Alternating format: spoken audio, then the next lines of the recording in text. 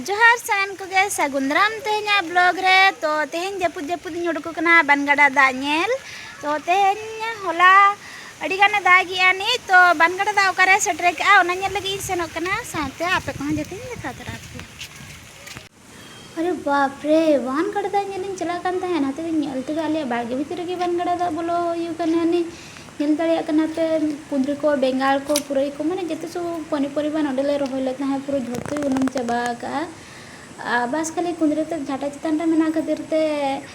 किंतु मोड़ा को झोतो उनुम चाबा हुई का भाग्य माने पूरा ओड़ा लतार गे मेल लखान दो सेटरे कना नि माने नेल दाड़िया कना पे नय तले नडे ओड़ा और उनुम देखा पिया बनगड़ा दा होला मंदिर खुना शक्ति दागे तहे से तो ओना खातिर ते दादा होला रे दा पे को जतो ओड़ाते अगु काने नय नेल दाड़ा कना पे नवा को जतो बद कना माने तिनो बाना काने जतो बद तिना हुड़ु को तोड़ाले तिना को रोहले पूरा जतो और जतो उनुम चबा काता को जतो होला माने नोते कडी ये दानांग रहे नने से तो इना बांग नेलो कना किंतु पूरा निंगते जते सब बद मेना झोतो उनुम चबा काता को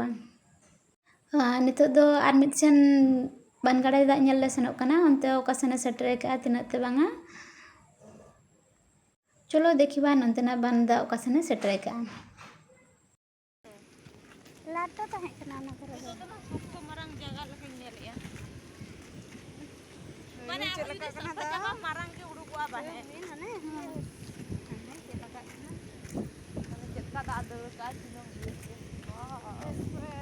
डोंगा मिटंग अगु काते उनका से माने नो बान खातिर ते मेरम को डेंगरी को अडिगान को होइराण कना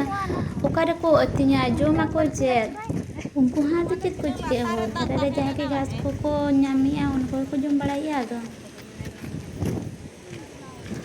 अरे बाप रे नोडे मा इदन ढेर होड़ को हेजे कना बनगड़ा नेल लगिते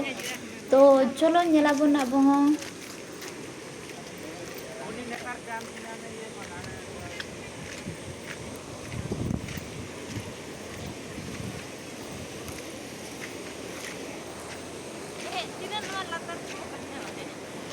नोडे का मिट्टी जो हपन पोलो मेना आगा तो बाप रे नो भयंकर दा नेलो कना माने चलकन लेया माने वीडियो रे मा निंके नेलो कना तो सतरे उनका बतर नेलो कना उनका भयंकर नेलो कना बइन ले दड़ा कना नि तो इना भीतर रहा नोडे मिदुर हकु जला में छुटाव कना नि नोई नोडे नेल पे जुमते ना इंदा खाते कना माने गाड़ा हाना पास्टा रे मिट्टी स्कूल मेना ना दो कना ओदापाड़ा हाई स्कूल तो गिद्रा को ना होते ना पोलोसन ते स्कूल को चला जे तो तो बाना का ने पोलो उनमो का ओना के जते गिद्रा को अडिगान को हरानो कना और स्कूल में बाको संदाड़िया कना प्राय तो नितो मा नोंका गोटा गोटा गे बाने और कमेंट रे नियति पे लेया ओकासन तिना ए बाना का मा तबे खान दो तेहना ब्लॉग दो नोडे गिन मुचा दिया।